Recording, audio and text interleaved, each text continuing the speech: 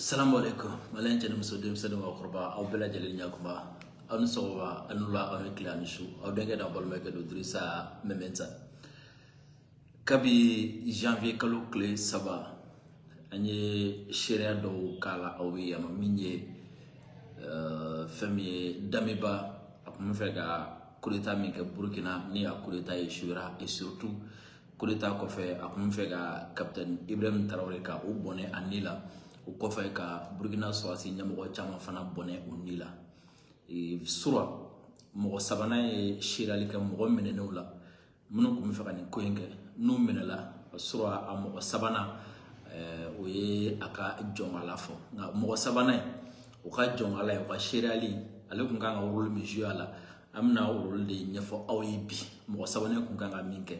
et surtout mɔgɔ sabanan in ta ka di ka tɛmɛ a bɛɛ kan parce que mɔgɔ sabanan in t'a kɔnɔ aw bɛna bɔ fɛn caman kala wa genre c'est-à-dire aw bɛna dɔn quoi k'a fɔ ko an lafiya man di an ka jamana ninnu kɔnɔ ka sababuya kɛ tellement que malangoloya ɲɔ ɲɛna a kɔnɔ et puis aw bɛna faamu k'a fɔ fana ko i n'a fɔ o don na n y'a fɔ aw ye Bircom plateau kan yan n ko c'est-à-dire tentative ninnu ni déstabilisation ninnu ni nin ko kirikara ninnu a fɛn ninnu a ka di mɔgɔ caman dɔwɛrɛ tɛ parce que n ko wari bɛ sɔrɔ a la parce que n'a fɔra ko ka mɔgɔw labɔ wari bɛ di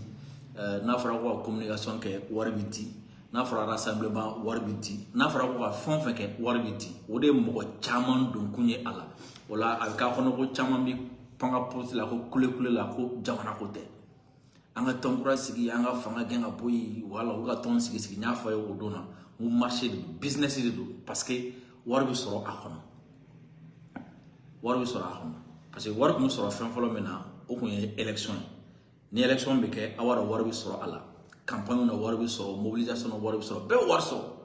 ni élection banna fana bɛɛ bɛ poste sɔrɔ mais sisan u bɛ wari sɔrɔ min na sisan parce que mɔgɔ caman b'a wari mɔgɔ caman bɛ yen u nata ka bon donc o wari sɔrɔ min na o ye nin business ninnu de nin tentative de coup d'état min an bɛna mɔgɔ min ka témoignage an bɛna mɔgɔ min ka kumakan lamɛn bi donc de balangolo ye wallahi balangolo don sɔrɔsi de don et puis sɔrɔsi gansan tɛ a tun baara kɛ Burkina u ka armée de l'air o chef d'état-major yɛrɛ kɔnɔ genre Burkina pankuru ko bɛɛ a bɛɛ lajɛlen ɲɛmɔgɔ dilen don yɔrɔ min na o ɲɛmɔgɔyaso a tun bɛ baara kɛ mɔgɔ gansan tɛ dɛ ani Damiba ye ɲɔgɔn sɔrɔ cogo min na ani ale yɛrɛ ko kuntan minnu kɛ a bɛna olu de ɲɛfɔ an ye bi o la n b'a ɲini aw fɛ video aw ka aimer aw ka partager aw ka cœur caman bila aw minnu bɛ k'an lajɛ nin waati la an ka page Facebook kan video a y'a aimer aw ka partager aw ka cœur caman bila aw kana ɲinɛ k'aw abonner an ka page Facebook la o kɔfɛ aw minnu fana bɛ ko aw bɛ k'an lajɛ an ka chaîne YouTube kan Dirisa Mementa a ye video aimer aw ka partager aw ka cœur caman bila et surtout aw kana ɲinɛ k'aw abonner an ka chaîne YouTube la Dirisa Mementa aw abonnelen kɔfɛ an ka chaîne YouTube la a ye fɛɛrɛ kɛ k'a ka cloche de notification activer o la n'a y'a ka cloche de notification activer n'a ye video bila YouTube kan YouTube bɛ video ci aw ma sous forme de notification a b'a sɔrɔ k'a lajɛ k'a sɔrɔ aw ma recherche jan kɛ bi ye juma ye ka bɛn janvier kalo tile 9 ma san 2026 an sigira sɔgɔmada in na walasa ka nin ɲɛfɔli dumanba ɲɛfɔli nafamanba et surtout ɲɛfɔli min bɛ yen nɔ n'a bɛna kɛ sababu ye ni aw bɛna miirina caman kɛ ka hakili jagabɔ caman kɛ ka fɛn caman faamu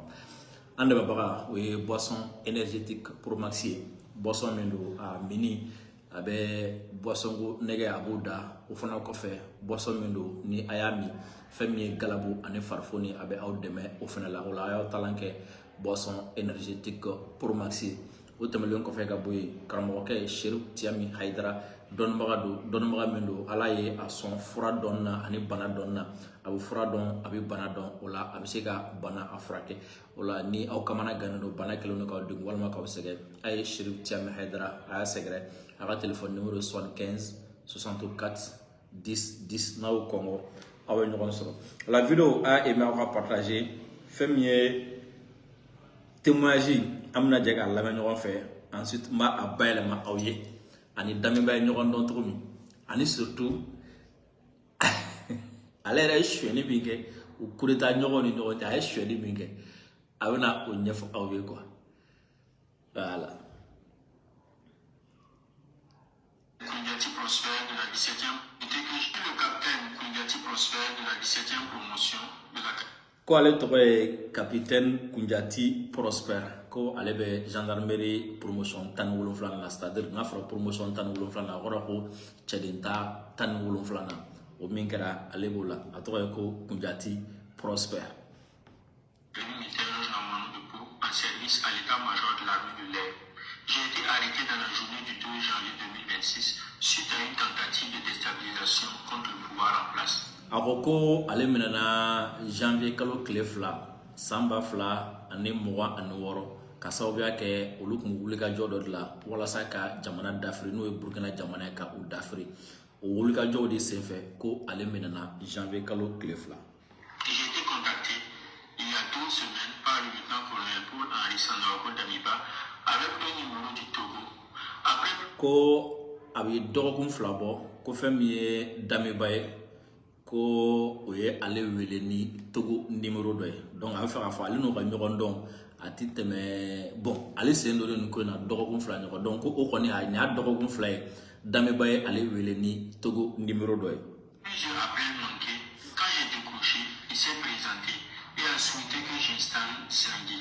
chose que j'ai faite. A ko Damiba mɛnna k'ale wele yan'a ka se k'ale sɔrɔ ko Damiba y'ale sɔrɔ waati min na ko a y'a yɛrɛ ɲɛfɔ ale k'a fɔ ko bon ne de don ne Damiba de don ko a ko a ma ka mɔgɔ dɔ fɔ a ye ko a ka o installer ko ale y'o tigi installer. Imaginez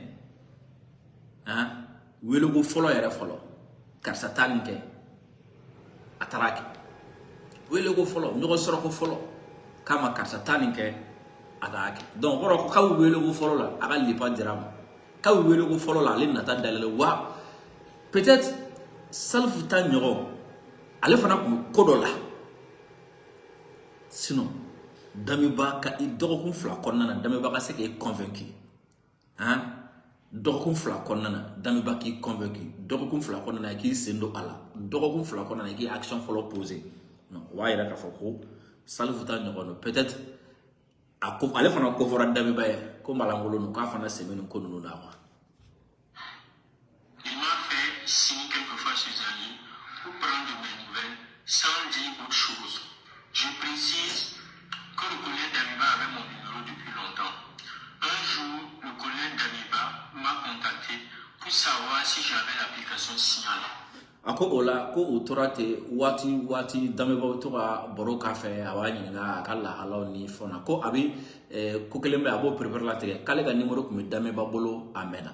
ko don dɔ la o ka weleli senfɛ Damiba y'ale ɲininka ko application dɔ bɛ yen nɔ a tɔgɔ ye ko Signal a bɛ n'a fɔ WhatsApp ɲɔgɔn dɔ don Telegram ɲɔgɔn dɔ don a tɔgɔ ye ko Signal application min don a application in o b'a fɔ ko a tɛ se ka mɔgɔ tɛ se ka n taara bɛna fɔ cogo di ni mɔgɔ dɔ kumana ale kan sisan nɔ i b'a dɔn ni mɔgɔ dɔ kumana WhatsApp kan dɔ bɛ se ka o lamɛn i b'a dɔn ni mɔgɔ kumana téléphone na dɔ bɛ se k'o lamɛn dɔ bɛ se k'o misali mais o b'a fɔ ko Signal n'a application b'i kun mɔgɔ wɛrɛ tɛ se k'a lamɛn ni aw mɔgɔ 2 dɔrɔn donc u b'a fɔ ko a utiliser k'a sécuriser don lakana b'a la ka mɔgɔ wɛrɛ tɛ se ka don ni aw mɔgɔ 2 ɲɔgɔn donc Damiba y'a ɲininka ko application ye Signal ko b'a kun wa. Avait mon numéro depuis longtemps. Un jour, le colonel Damiba m'a contacté pour savoir si j'avais l'application Signal. J'ai dit oui. Et il m'a dit qu'une personne allait me contacter sur la plateforme Signal. Une personne m'a effectivement contacté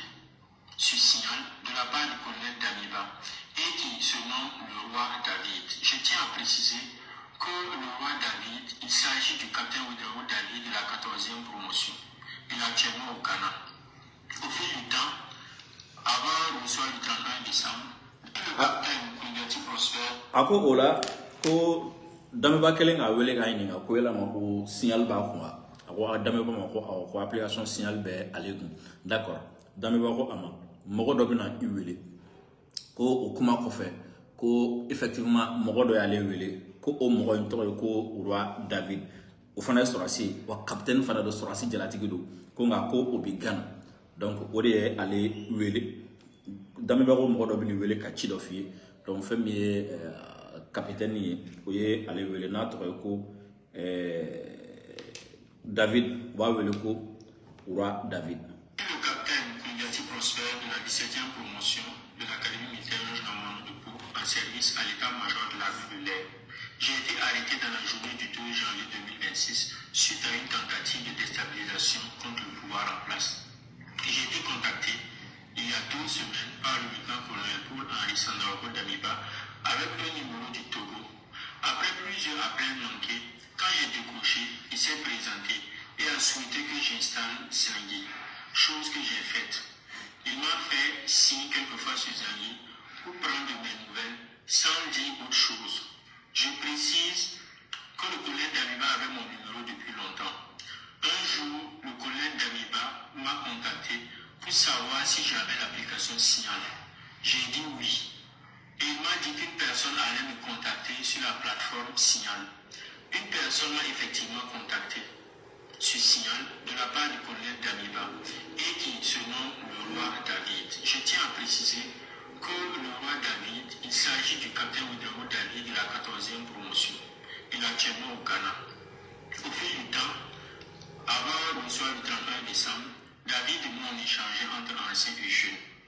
Quant au colonel Damiba, il m'écrivait, il m'appelait, mais avec des codes, il parlait en parabole et il demandait si les gens. Ako ola ko David ye ale wele ay installation fɔlɔ min fɔ n'o ye Zanjɛri a bɛna fɔ ti mɔgɔ ye mais a bɛna fɔ fana y'a damana application de ye quoi. Donc a ko David y'ale wele Damiba tɔgɔ la sisan David kɛlen k'ale wele donc waati ni waati ale ni David kun bɛ to ka baro kɛ nin bɛɛ kɛra yanni 31 décembre ni ɲɔgɔn cɛ ale ni David kun bɛ to ka baro kɛ parce que ko o ka sɔrɔsiya ka kɔrɔ ni ale ta ye o ye 14e promotion ale ye 17e promotion donc ko kun bɛ to ka baro kɛ a ko fɛn bɛ Damiba ye ko Damiba fana kun bɛ to ka ani Damiba fana kun bɛ to ka baro kɛ mais ale ni Damiba ka baro kɔnɔna na Damiba bɛ kuma minnu fɔ a t'u walawala kosɛbɛ kuma minnu don u ɲagaminen don code b'u la quoi i m'a faamu a t'a kelen ka fɔ a ye ko ninnu bɛ tɔgɔ min na donc ani Damiba baro kɛ mais Damiba bɛ code don a ka kumaw la video a y'a aimé aw ka partager. Il m'appelait, mais avec des codes, il parlait en parabole et il demandait si les gens avaient le moral, etc. Il sans pour autant dire clairement qu'il avait un projet aux premiers instants. Je tenais aussi à préciser, concernant nos conversations sur Signal avec le roi David, le capitaine Ouedraogo, avait suggéré d'installer une durée de 30 secondes de message éphémère. Ako ale ni Damiba ka baro ko Damiba kun to ki je ale kosɛbɛ ati a bɛ code do kuma no fana kɔfɛ waati dɔ fana n'a y'a wele Damiba b'ale ɲininka yalama mɔgɔw bɛ cogo di est ce que u ka moral ka ɲi cɛ dɔw bɛ cogo di est ce que u hakililaw ka ɲi ainsi de suite k'a kun b'o kuma ninnu fɔ ko fɛn min ye Damiba ka ciden fana n'o ye capitaine roi David ko o fana ale ni o fana bɛ baro kɛ i m'a faamu ale n'o fana bɛ baro kɛ ko o ko ale ma bon i ye signal min sigi kun sama n'o ye application ye i b'i ka messagerie éphémère i b'o da la hɔrɔn jumɛn i b'i minute hakɛ dɔ k'a la ou bien i bɛ seconde dama dɔ k'a la n'o kɛra dɔrɔn application yɛrɛ bɛ message effacer a yɛrɛ ma donc i b'a kɛ 10 secondes 10 secondes ou bien i bɛ minute hakɛ dɔ k'a la donc comme ça hɔrɔn jumɛn n'an kumana dɔrɔn an bɛ tila kuma na dɔrɔn application yɛrɛ bɛ a effacer donc o la hali ni mɔgɔ i ka téléphone ta i kɔfɛ k'a b'a lajɛ a tɛna na se ka a sɔrɔ a kɔnɔ quoi.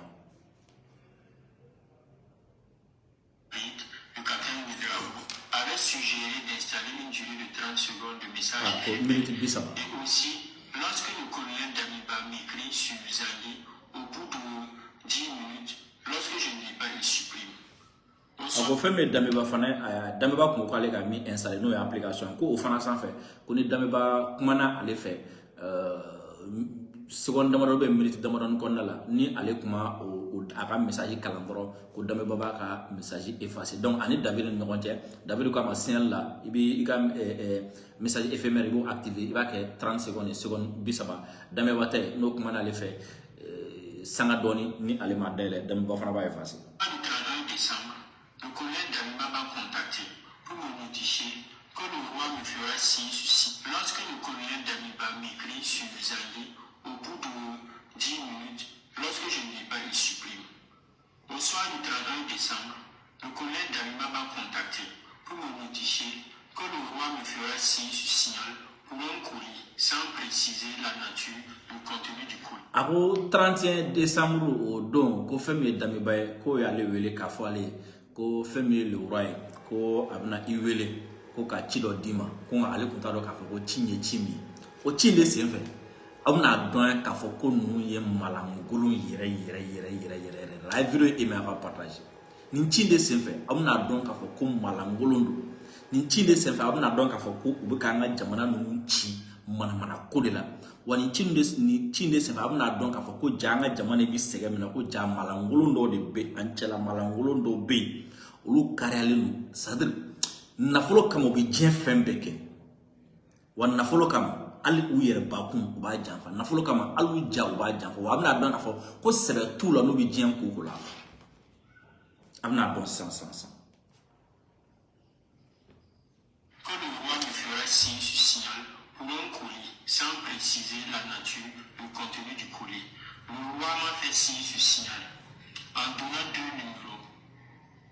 L'un chez qui je devais récupérer et l'autre celui à qui je devais remettre. C'est là que j'ai impliqué mon frère Saoul Robert. Il est entré en contact avec l'intéressé et récupéré le colis. Je tiens à préciser que Robert a juste fait la course pour moi. Quand j'ai récupéré le colis, avant qu'il n'aille remettre, j'ai ouvert le colis. C'était de l'argent. Il y avait 8 millions. J'ai décidé volontairement de soutirer 3 millions avant de faire remettre le colis de 5 millions à l'intéressé. Ako ura David Keleka ali wele ni we capitaine ko ye numéro fla dalema ko ko numéro kele ibo wele uta fendo mena obulu numéro fla na uta ga do tigimo o kele ko ale re dogoni ale obla kataga mena kana ni ay donc ko dogoni ti fen kala mada ay re dogoni to ay re wolo dogoni afle ne ko de turo ko sendo ko de kala ka sura ti foi kala ma ka obla ka sula do fula ay wolo dogoni awo de senu mana kola ka sura ta kala donc ko otara koli mina kana ni ay otara doni mina otara sama mina kana ora numéro fla drama ko numéro folo na sama do dim ibita ka sama indi flana o ko ale a wolo do ni blaka taka sama no fe kana sama nale ale sama dale ka laje ale ay ka fako wardu aya konti ay ka fako warni million shegi ko la ka ba prepare lati ko yorola numéro fla dirale ma ko saba misi million numéro fla drama ta million shegi mina kele mulo ka ta million shegi ni numéro kele ma sadre bi kele wele o warde ma ibi don wele ta di otima donc ale kele ka dale ay ka ko wardo million shegi no tiara la kale million saba shun ala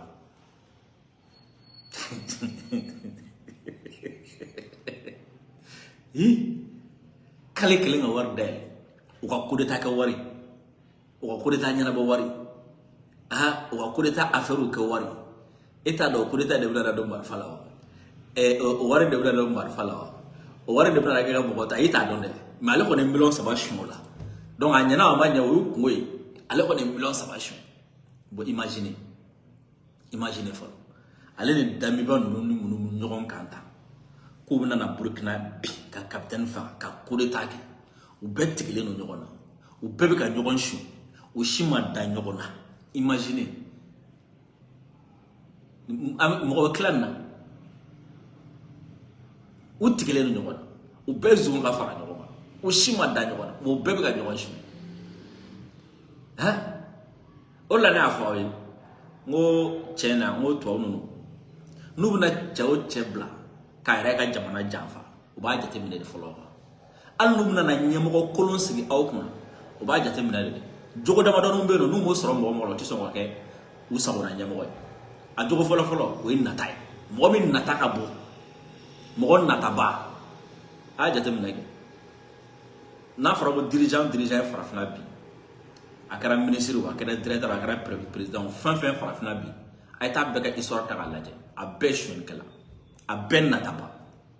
war no fo biso ko bem wa u beb kle ka nyon jafa donc ko de taga war mi ni ale kan ata mene ka ta dide e ka le melon sa ba shwala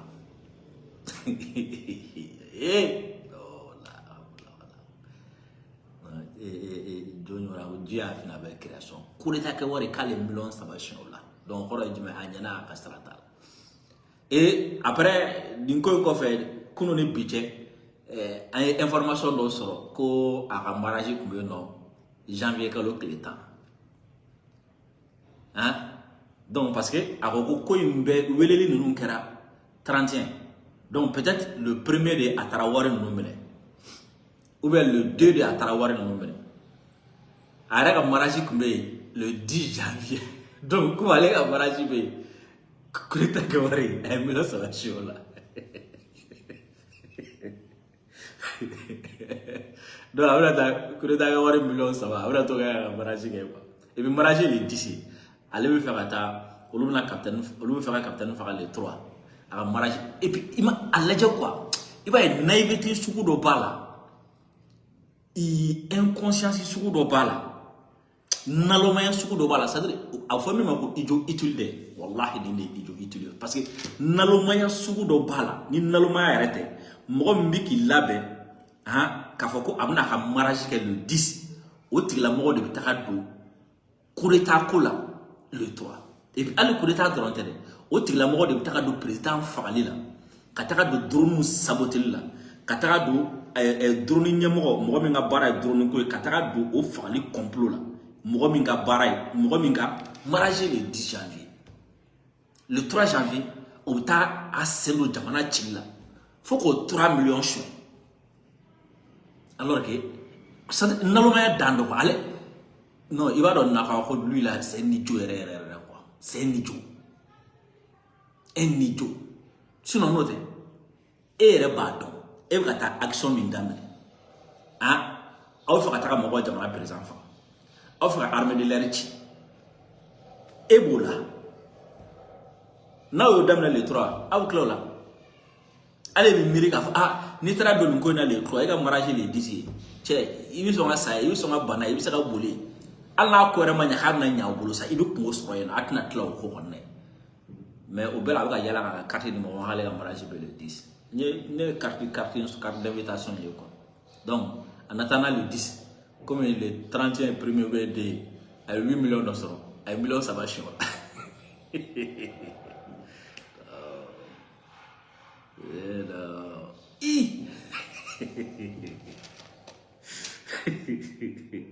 Avant de faire remettre le courrier de 5 millions à l'intéressé, par l'intermédiaire de Robert, le courrier de Mimama écrit qu'il allait m'appeler le 2 janvier soir pour une mission qu'il allait me confier. Effectivement, le 2 janvier soir, comme promis, le collègue d'Amiba m'a appelé pour dire que le courrier était à partager entre David et moi. Et la mission qu'il voulait me confier était de couper la tête du pasteur. Je tiens à préciser que le pasteur, il s'agit du capitaine Passé, commandant la base de drone de Strakoni. Ako ko fait ko Damiba ale wele ka fa ko janvier kalo clé flash souva fait ko amna bla chidola ko fait voilà Damiba a wele ka fa ko janvier kalo clé flash souva fait mini bla chidola o ko fait war mi re nam nga chima wari akon dira de ini David ka clan ngonje ngomi balika dosha c'est-à-dire David mi ya wele ka fay ko tani yoro ne ka ta million shegi mina kan David numéro minun di ama numéro kelen yere David ta ni kuma fam quoi c'est comme si David de mason ta wari mine numéro kanga mine mimbulu David yo o ka numéro wari kanga ta mine mimbulu David yo ka numéro dam ma fama David yere ni yoro wari kanga dim mo min fana ma David yo fana ka numéro dam nga dami ba ko wari ani David de kanga tla oh tellement qu'elle n'a pas baillé zondo amay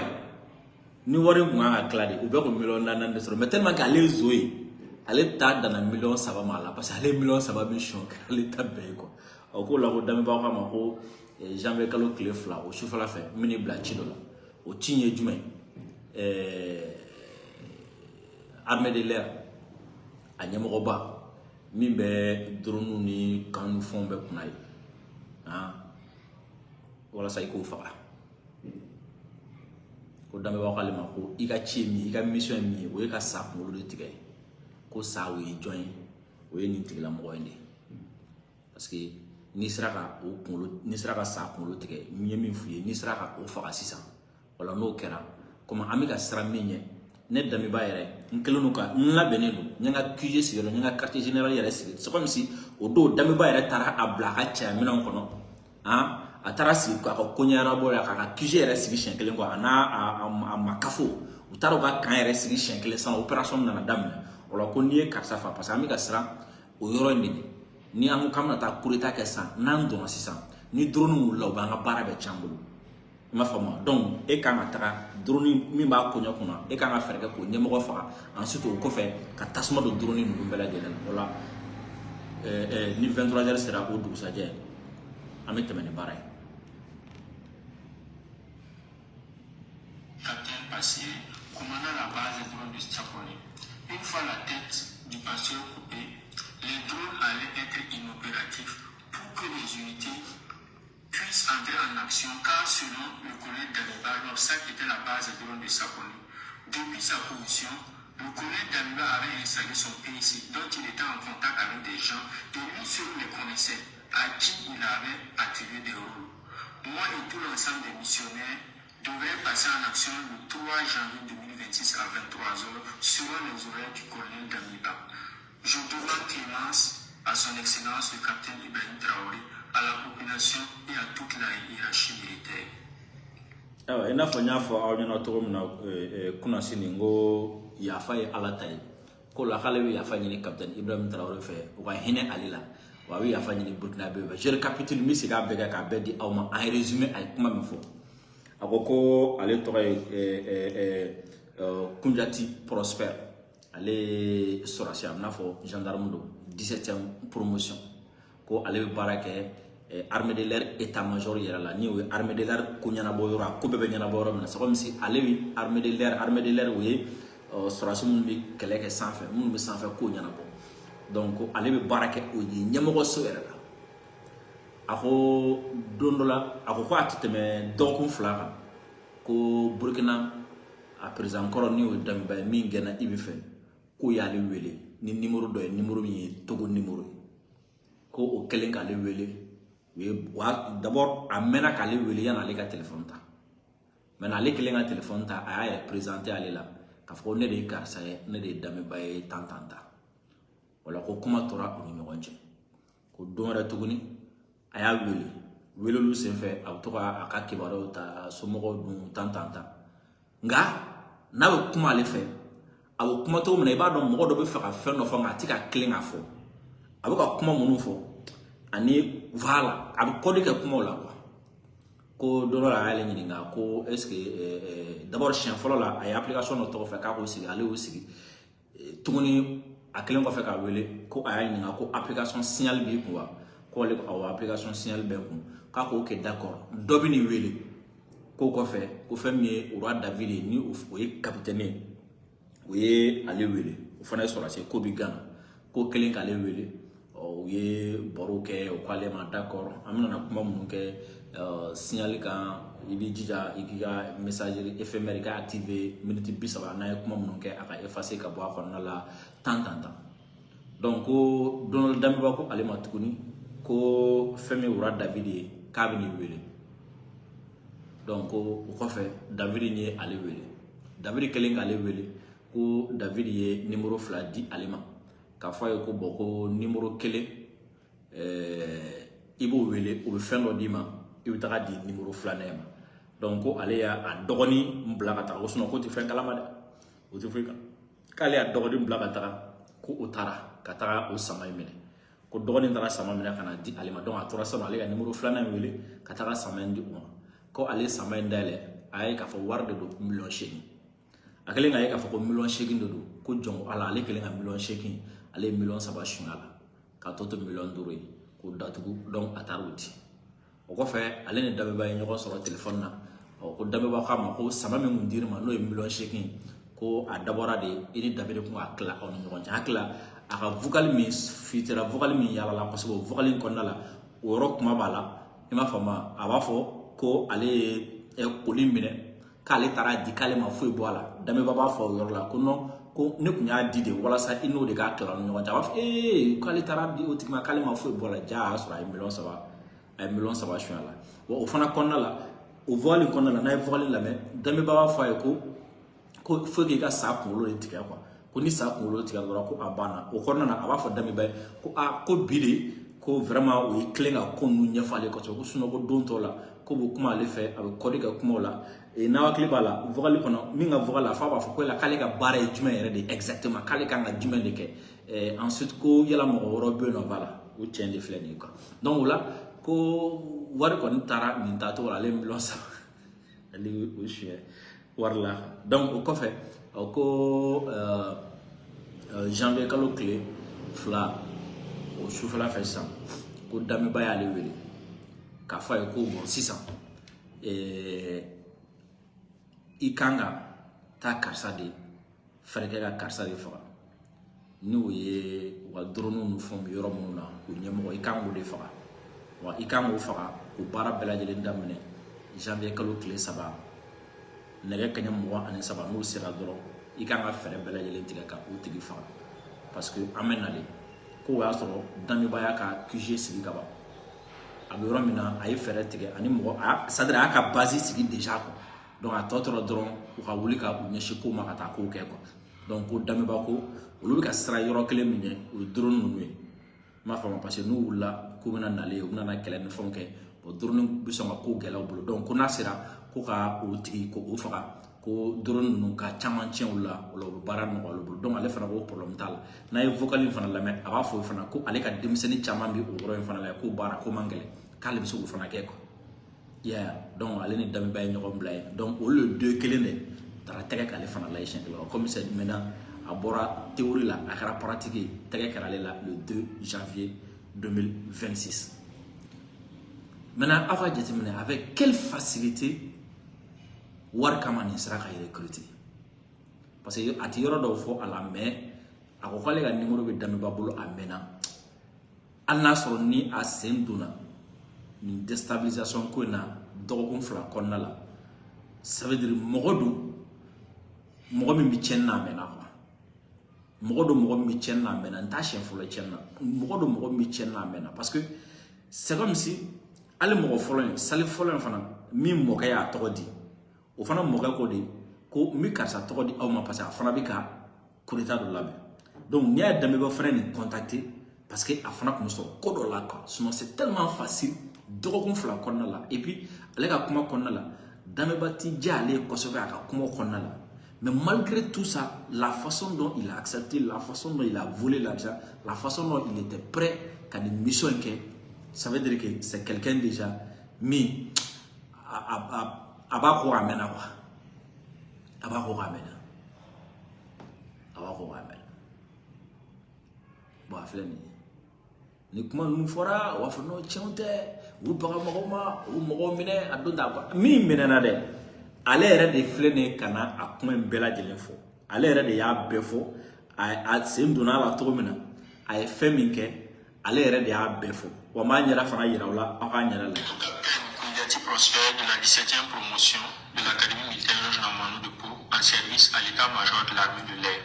J'ai été arrêté dans la journée du 2 janvier 2026 suite à une tentative de déstabilisation contre le pouvoir en place. J'ai été contacté il y a 2 semaines par le lieutenant-colonel Paul-Henri Sandaogo Damiba avec un numéro du Togo. Après plusieurs appels manqués, quand j'ai décroché, il s'est présenté et a souhaité que j'installe Zangui, chose que j'ai faite. Il m'a fait signe quelquefois sur Zangui pour prendre de mes nouvelles sans dire autre chose. Je précise que le colonel Damiba avait mon numéro depuis longtemps. Un jour, le colonel Damiba m'a contacté pour savoir si j'avais l'application Signal. J'ai dit oui. Et il m'a dit qu'une personne allait me contacter sur la plateforme Signal. Une personne m'a effectivement contacté sur Signal de la part du colonel Damiba et qui se nomme le roi David. Je tiens à préciser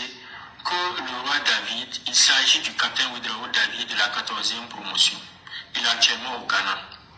Au fil du temps, avant le soir du 31 décembre, David et moi on échangeait entre anciens et jeunes. Quant au colonel Damiba, il m'écrivait, il m'appelait, mais avec des codes, il parlait en parabole et il demandait si les gens avaient le moral, etc. Et sans pour autant dire clairement qu'il avait un projet aux premiers instants. Je tenais aussi à préciser, concernant nos conversations sur Signal avec le roi David, le capitaine Ouedraogo avait suggéré d'installer une durée de 30 secondes de message éphémère. Et aussi, lorsque le colonel Damiba m'écrit sur Zangui, au bout de 10 minutes, lorsque je ne lis pas, il supprime. Au soir du 31 décembre, le colonel Damiba m'a contacté pour me notifier que le roi me fera signe sur Signal pour un colis sans préciser la nature, le contenu du colis. Le roi m'a fait signe sur Signal en donnant 2 numéros. L'un chez qui je devais récupérer et l'autre celui à qui je devais remettre. C'est là que j'ai impliqué mon frère Saourou Robert. Il est entré en contact avec l'intéressé et récupéré le colis. Je tiens à préciser que Robert a juste fait la course pour moi. Quand j'ai récupéré le colis, avant qu'il n'aille remettre, j'ai ouvert le colis. C'était de l'argent. Il y avait 8 millions. J'ai décidé volontairement de soutirer 3 millions avant de faire remettre le colis de 5 millions à l'intéressé, par l'intermédiaire de Robert. Le colonel Damiba écrit qu'il allait m'appeler le 2 janvier soir pour une mission qu'il allait me confier. Effectivement, le 2 janvier soir, comme promis, le colonel Damiba m'a appelé pour dire que le colis était à partager entre David et moi. Et la mission qu'il voulait me confier était de couper la tête du pasteur. Je tiens à préciser que le pasteur, il s'agit du capitaine Passéré, commandant la base des drones de Staponi. Une fois la tête du pasteur coupée, les drones allaient être inopératifs pour que les unités puissent entrer en action, car selon le colonel Damiba, l'obstacle était la base des drones de Staponi. Depuis sa position, le colonel Damiba avait installé son PC, dont il était en contact avec des gens, et lui seul les connaissait, à qui il avait attribué des rôles. Moi et tout l'ensemble des missionnaires devraient passer en action le 3 janvier 2026 à 23h selon les horaires du colonel Damiba. Je demande clémence à son excellence le capitaine Ibrahim Traoré, à la population et à toute la hiérarchie militaire.